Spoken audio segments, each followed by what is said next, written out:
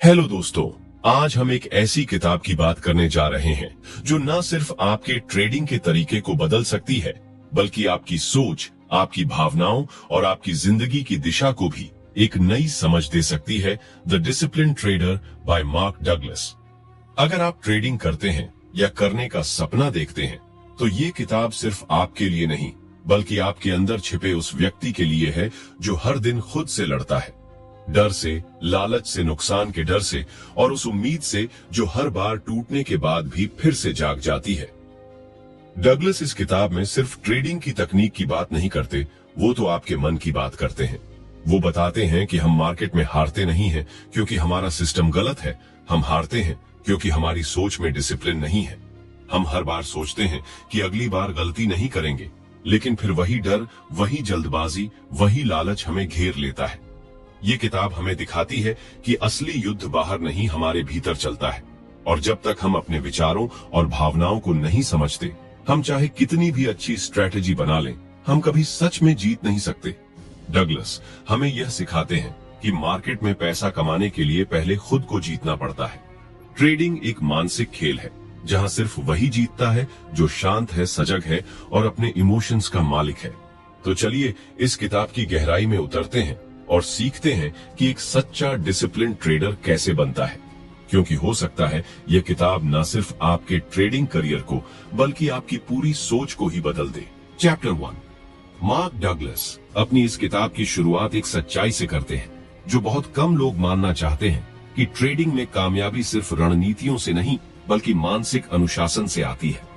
पहले अध्याय में लेखक एक साधारण लेकिन बेहद गहरी बात पर रोशनी डालते हैं कि ट्रेडिंग करने के लिए हमें पहले खुद को समझना जरूरी है, मार्केट को नहीं।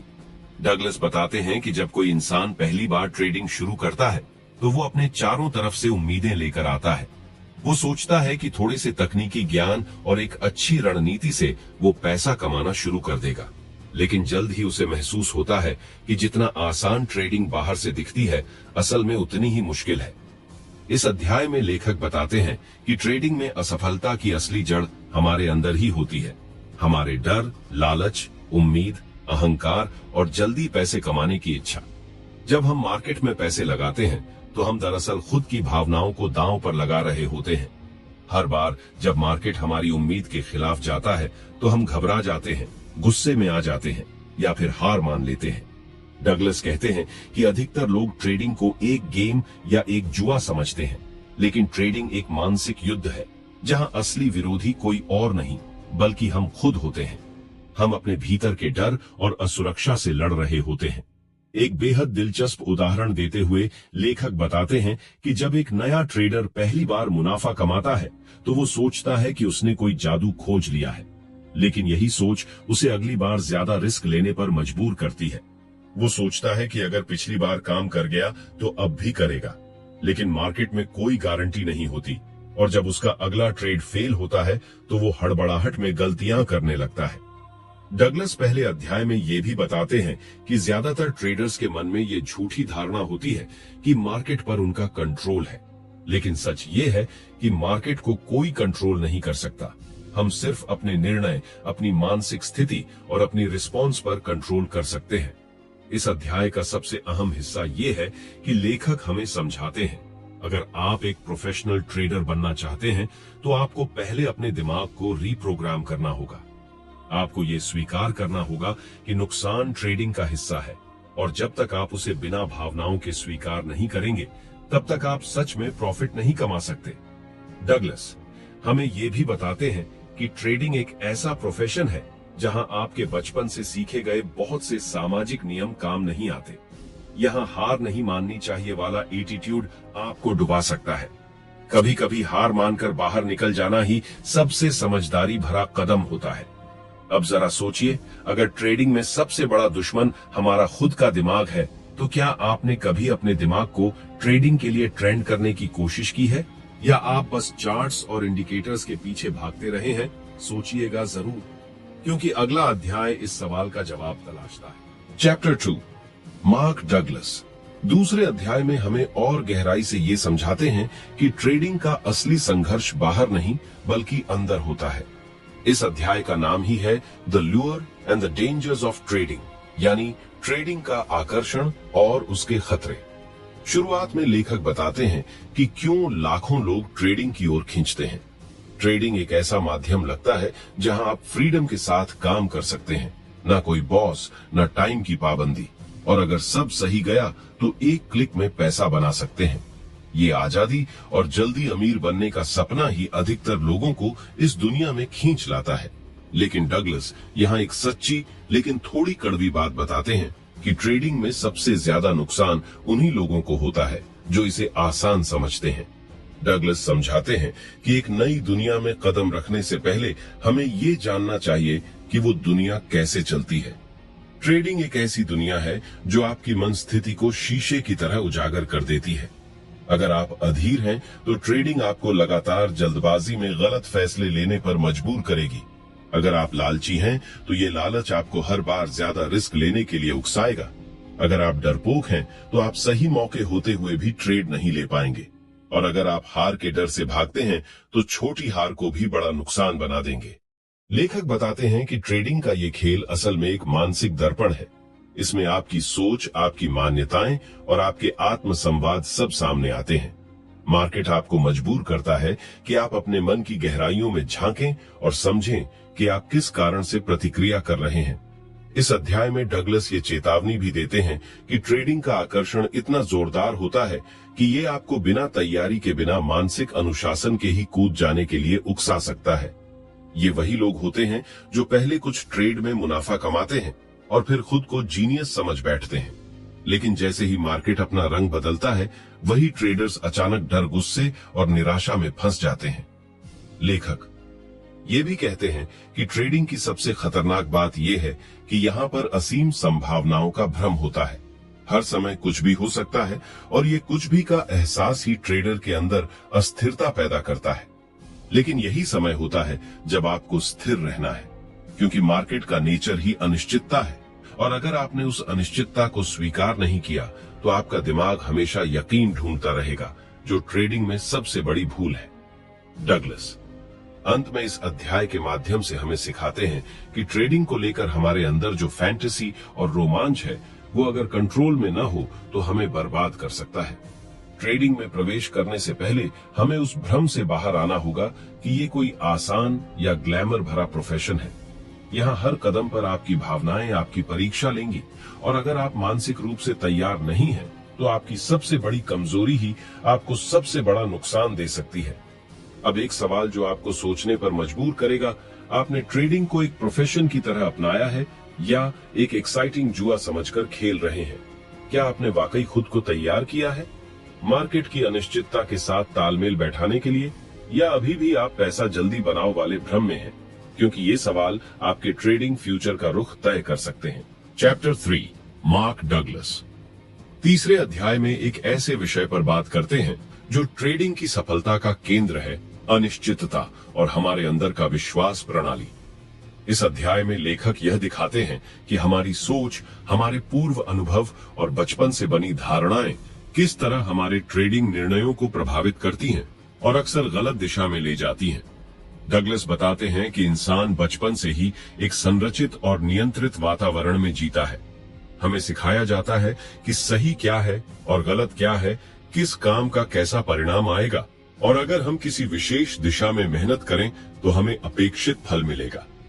ये सब सामाजिक नियम और अनुभव हमारी बिलीफ सिस्टम को तैयार करते हैं, लेकिन समस्या तब आती है जब हम इस नियंत्रित सोच को लेकर ट्रेडिंग जैसी अनियंत्रित और अप्रत्याशित दुनिया में उतरते हैं। ट्रेडिंग में कोई निश्चितता नहीं होती। कोई भी पैटर्न, कोई भी सेटअप चाहे वह 90% बार काम करता हो, फिर भी उसमें 10% असफलता की संभावना रहती है, और यहीं पर हमारे अंदर का विश्वास प्रणाली हमें धोखा देने लगती है। हमें लगता है कि अगर हमने सही ट्रेड लिया है तो वो जरूर मुनाफा देगा, लेकिन मार्केट किसी के भरोसे पर नहीं चलता, वो सिर्फ संभावनाओं पर चलता है।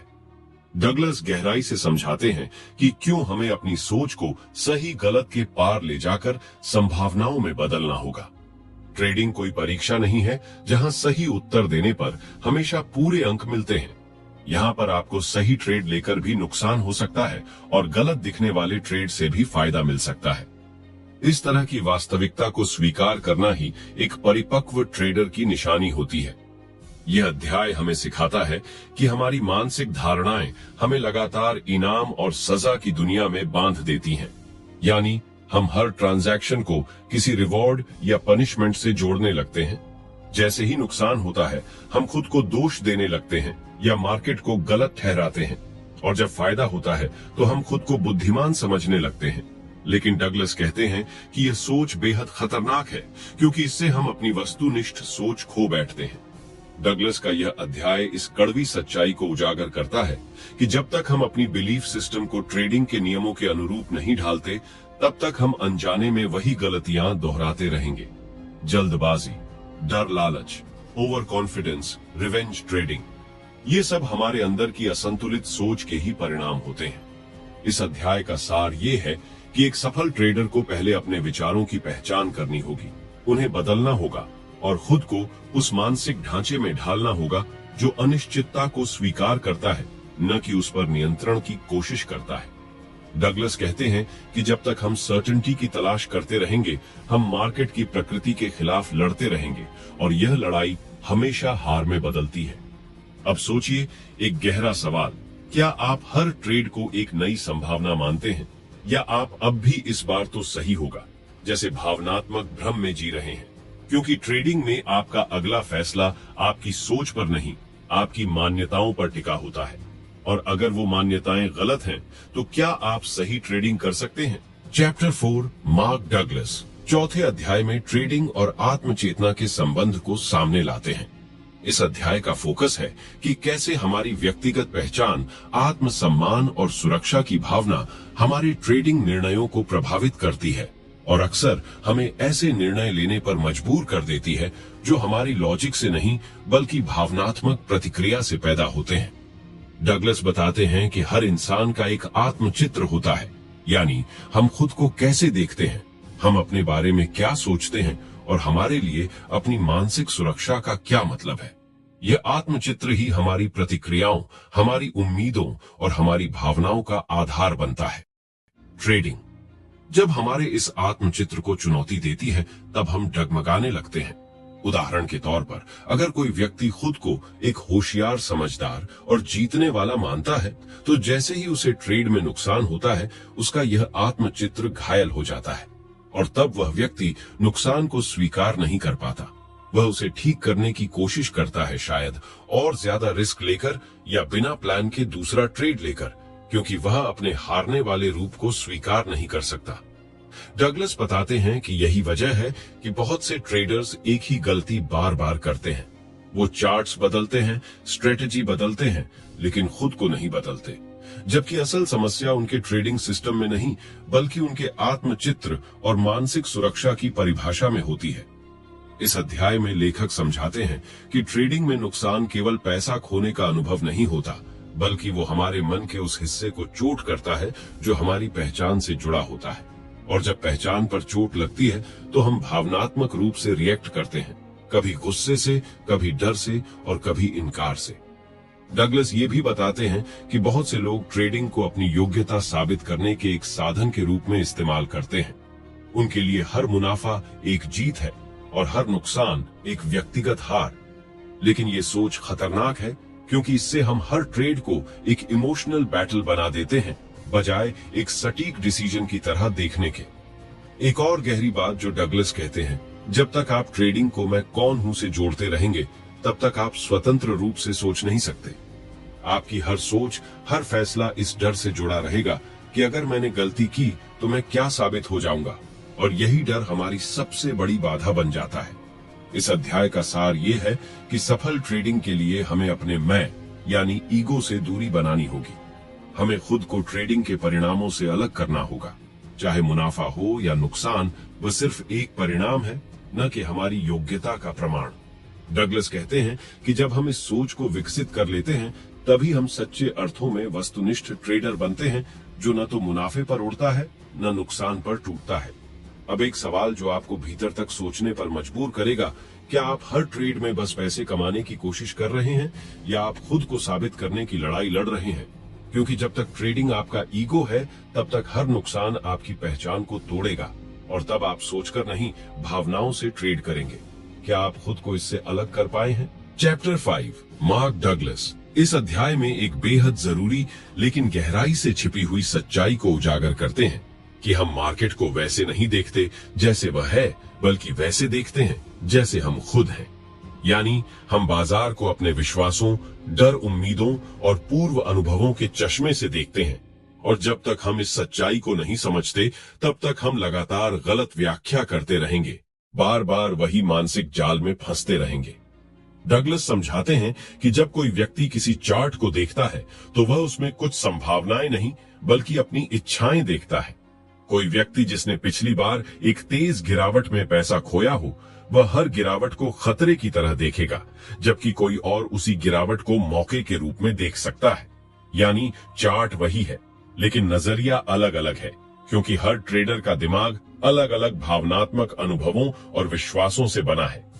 डगलस कहते हैं कि असली खतरा ये नहीं कि मार्केट क्या कर रहा है, असली खतरा ये है कि हम उसे कैसे व्याख्यायित करते हैं। हमारी व्याख्या ही हमारी भावना को जन्म देती है और वही भावना हमारे निर्णय को बनाती है। इस तरह हम बाजार के सच पर नहीं, बल्कि अपने मन के प्रतिबिंब पर काम कर रहे होते हैं। इस अध्याय में डगलस उस क्षण पर भी फोकस करते हैं जब ट्रेडिंग के दौरान भावनाएं तूल पकड़ती हैं। जब हम किसी ट्रेड में होते हैं तो हमारा दिमाग ये चाहता है कि हमारी पोजीशन ही सही साबित हो। हम डेटा को इस तरह देखने लगते हैं जो हमारी सोच के पक्ष में हो। इसे कंफर्मेशन बायस कहते हैं। अगर हम लॉन्ग पोजीशन में हैं तो हम हर पॉजिटिव संकेत को पकड़ते हैं और निगेटिव चीजों को नजरअंदाज करते हैं। और अगर मार्केट हमारी सोच के खिलाफ जाने लगता है तो हम डर और भ्रम में आ जाते हैं। यही वह बिंदु होता है जहां ज्यादातर लोग गलती कर बैठते हैं। डगलस यह भी बताते हैं कि जब तक हम अपने अनुभवों के प्रभाव से मुक्त होकर बाजार को तथ्य की नजर से नहीं देखेंगे, तब तक हम बार बार अपने ही बनाए हुए भ्रम में फंसते रहेंगे। इसका हल है अवेयरनेस, यानी सजगता। हमें खुद को यह सिखाना होगा कि हम अपने विचारों, भावनाओं और पुराने अनुभवों से खुद को अलग करके मार्केट को एक न्यूट्रल फ्रेम से देखें। यह अध्याय एक तरह से आत्मज्ञान की यात्रा है। लेखक हमें यह समझाते हैं कि ट्रेडिंग केवल चार्ट पढ़ना नहीं, बल्कि अपने दिमाग को पढ़ना भी है। जब तक हम अपने भीतर के फिल्टर्स को नहीं पहचानते, हम मार्केट को कभी साफ नहीं देख पाएंगे, और अगर हम साफ नहीं देख पाएंगे तो सही फैसले कैसे ले पाएंगे। डगलस इस अध्याय को एक गहरे लेकिन व्यावहारिक विचार के साथ समाप्त करते हैं। मार्केट को समझना आसान है, खुद को समझना मुश्किल। लेकिन जब आप खुद को समझ जाते हैं तो मार्केट को समझना भी आसान हो जाता है। अब सोचिए, क्या आप वाकई मार्केट को देख रहे हैं, या आप सिर्फ वही देख रहे हैं जो आप देखना चाहते हैं? क्या आपकी हर ट्रेडिंग व्याख्या सच्चाई पर आधारित होती है, या आपकी भावनाओं पर? क्योंकि जब तक आप खुद को नहीं समझते, तब तक क्या आप कभी मार्केट को सही समझ पाएंगे? चैप्टर 6, मार्क डगलस की यह किताब अब अपने आखिरी लेकिन सबसे निर्णायक चरण में पहुंचती है। छठे अध्याय में वे हमें एक साफ और निसंकोच दृष्टिकोण से दिखाते हैं कि अगर हम वाकई ट्रेडिंग में सफल होना चाहते हैं तो हमें भीतर की यात्रा पर निकलना ही होगा। यह अध्याय केवल मार्केट की नहीं, बल्कि स्वयं की समझ की बात करता है। यहाँ लेखक ये नहीं बता रहे कि कौन सा सेटअप सही है या किन चार्ट्स पर नजर रखनी चाहिए, बल्कि वो बताते हैं कि वो आंतरिक आधार क्या है जिस पर एक डिसिप्लिन ट्रेडर की असली पहचान टिकती है। डगलस यहाँ बताते हैं कि ज्यादातर लोग ट्रेडिंग के जरिए सिर्फ पैसा नहीं, बल्कि नियंत्रण पाना चाहते हैं। हम मार्केट को काबू करना चाहते हैं, उसे अपनी सोच के अनुसार चलाना चाहते हैं। लेकिन यह सोच ही हमारी सबसे बड़ी भूल है, क्योंकि मार्केट ना तो आपकी भावनाओं को जानता है, ना ही आपकी उम्मीदों को। ये एक ऐसी जगह है जहां हर व्यक्ति कुछ न कुछ हासिल करने की कोशिश में लगा है, और जब आप उस जगह पर बिना तैयारी, बिना आत्म जागरूकता के उतरते हैं, तो मार्केट आपको आईना दिखा देता है। डगलस समझाते हैं कि अगर आप सच में चाहते हैं कि मार्केट में आपकी जगह बने, तो आपको अपनी भावनाओं से ऊपर उठना होगा। डर, लालच, ईगो, उम्मीद, ये सब आपको कमजोर बनाते हैं जब तक आप इन्हें पहचानते नहीं। एक बार आप इन्हें समझ लेते हैं और खुद को उनसे अलग करना सीख लेते हैं, तभी आप मार्केट की अनिश्चितता में भी स्थिर और शांत रह पाते हैं। और यही है उस डिसिप्लिन ट्रेडर की असली पहचान। लेखक ये भी बताते हैं कि आत्मनियंत्रण ट्रेडिंग में वही भूमिका निभाता है जो एक मल्लाह के हाथों में पतवार की होती है। अगर आप अपने निर्णयों के पीछे की भावनाओं को नहीं जानते तो आप अपने जहाज को बिना दिशा के भंवर में ले जा रहे हैं। आपको हर क्षण खुद से यह पूछना होगा, क्या मेरा यह निर्णय डर से आया है, लालच से, या यह एक सोच समझ कर लिया गया डिसिप्लिन्ड निर्णय है। डगलस के अनुसार यह संभव नहीं है कि हम हमेशा सही ट्रेड लें, लेकिन यह जरूर संभव है कि हम हर बार सही मानसिकता से ट्रेड लें, और यही मानसिकता ही सफलता का असली बीज है। जब आप अपने निर्णयों की जिम्मेदारी लेते हैं, जब आप अपने हर परिणाम को आत्म अवलोकन के लिए इस्तेमाल करते हैं, तब आप ट्रेडिंग के साथ साथ अपने जीवन में भी बेहतर बनते हैं। अब बात करते हैं उस सीख की जो इस किताब के हर शब्द में छिपी है कि ट्रेडिंग केवल पैसे का खेल नहीं है, यह एक आत्म विकास की प्रयोगशाला है। यहाँ हर भाव, हर डर, हर असुरक्षा, हर लालच सब आपके सामने आता है, और अगर आपने इनका सामना करना सीख लिया तो आप न सिर्फ एक बेहतर ट्रेडर बनते हैं, बल्कि एक मजबूत और स्पष्ट सोच रखने वाले इंसान भी बन जाते हैं। अब जब आप इस किताब के अंतिम पन्ने तक पहुंचे हैं, तो यह समय है कि आप सिर्फ पढ़े नहीं, बल्कि इस ज्ञान को जिया भी जाए। अपनी सोच को बदलें, अपनी भावनाओं को पहचानें, अपने निर्णयों में सच्चाई और स्थिरता लाएं, और सबसे जरूरी बात, मार्केट से मत लड़िए, बल्कि उसे समझिए, स्वीकार कीजिए और खुद को उसके अनुसार ढालिए। अब अंतिम प्रश्न जो आपको स्वयं के भीतर झांकने पर मजबूर करेगा, क्या आप मार्केट को जीतना चाहते हैं या खुद को? क्योंकि जिसने खुद को जीत लिया, उसके लिए मार्केट सिर्फ एक माध्यम बन जाता है। आत्म विकास का, आत्मनियंत्रण का और जीवन में ऊंचाइयों तक पहुंचने का कुछ सुझाव जो आपकी जीवन यात्रा को सफल बना सकते हैं। हर दिन कुछ मिनट अकेले बैठकर अपनी सोच और भावनाओं का विश्लेषण करें। विशेषकर ट्रेडिंग के बाद, जब तक आप अपने डर और लालच को समझ नहीं लेते, तब तक पैसा कमाना आपके लिए स्थायी नहीं हो सकता। अपने ट्रेडिंग निर्णयों को एक लॉग में लिखें। यह आपके मन के पैटर्न को उजागर करेगा। खुद को एक बेहतर इंसान बनाने की प्रक्रिया में जुट जाइए, क्योंकि एक बेहतर इंसान ही एक बेहतर ट्रेडर बन सकता है। क्योंकि ट्रेडिंग केवल चार्ट्स का खेल नहीं, ये आपकी सोच, धैर्य और आत्म जागरूकता की परीक्षा है। और जब आप इन तीनों में जीत जाते हैं, तो बाजार भी आपको हरा नहीं सकता।